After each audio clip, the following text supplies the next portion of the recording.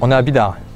J'ai été appelé par une dame qui m'a trouvé donc à la Chambre des commerces du Pays Basque en tant qu'entrepreneur forestier et débardeur en traction animale. Donc moi avec 2 chevaux, avec un ardennais à gauche, là c'était un mâle castré, et une jument bretonne à droite, là, la blonde. J'ai donc été appelé pour lui couper un chêne qui s'est abattu tout seul cet hiver, pour lui débiter et pour lui remonter, parce que c'est un chantier quand même particulier, dû à la pente et à la difficulté de remonter tout le bois vers le haut. Il n'y a pas de possibilité de sortir le bois par le bas, donc ça prend quand même plus de temps. Ces chevaux-là, ils font en moyenne 800 kg.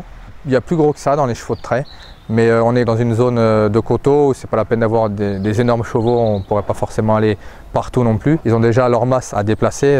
Leur capacité, elle est quand même assez élevée parce qu'ils peuvent tirer leur poids. Et donc à 2, ils peuvent tirer 1,6 tonne, ce qui représente déjà quand même pas mal de masse de bois. Parce qu'un mètre cube fait à peu près 800-900 kg pour un chêne. Ça fait quand même déjà un bon diamètre sur une longueur assez importante.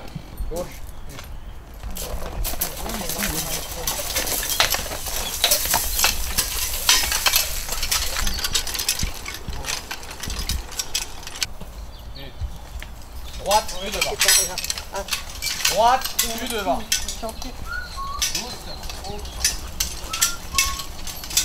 Gauche, droite. Droite.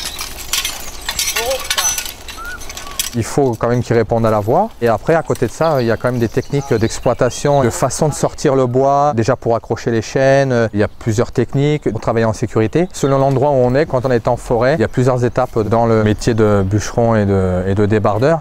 Bon, il y a déjà le fait de couper, mais après sortir le bois, la première étape, c'est le débuscage. On parle de débardage en traction animale, mais on fait surtout du débuscage.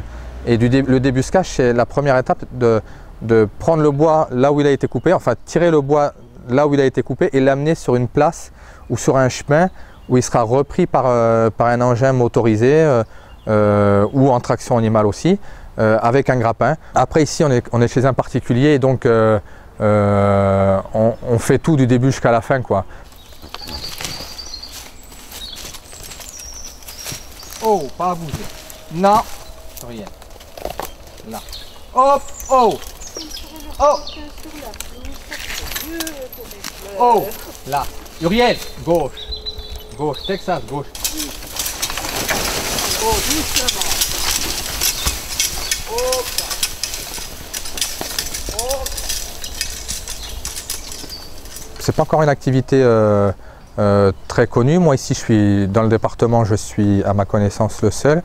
Je reprends la suite d'un débardeur qui avait dans le Béarn. J'ai la chance de sous-traiter pour un autre débardeur qui est reconnu au niveau national, qui a beaucoup de chantiers et donc pour lequel je sous-traite aussi ici. On commence à être en tout cas contacté par les forêts périurbaines et par les communes. En général, ces élus aussi sont intéressés par la traction animale parce que justement il y a peu d'impact sur les pistes déjà créées et sur l'environnement, sur le sol de la forêt. Les gens, quand ils voient le travail des chevaux et tout ça, en se promenant, ils sont très surpris et très intéressés, ça leur plaît beaucoup, ça crée du lien. Il y a un côté vraiment favorable à promouvoir cette activité. Le terrain n'est pas abîmé du tout par le passage des chevaux. Je ne sais pas si vous avez pu constater, mais on a du mal à voir exactement où ils sont passés. Pas de bruit, pas de gasoil sur la pelouse, juste un peu de crottin pour les géraniums.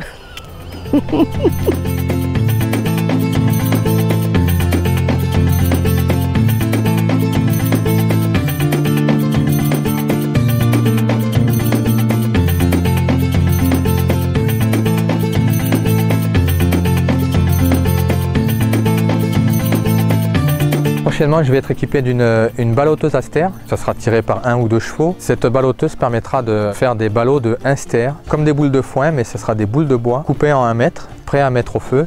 S'il faut, on peut les recouper en 50. C'est assez propre comme conditionnement, ça se range bien et c'est une activité que je voudrais développer pour des communes ou pour des privés. Hop là.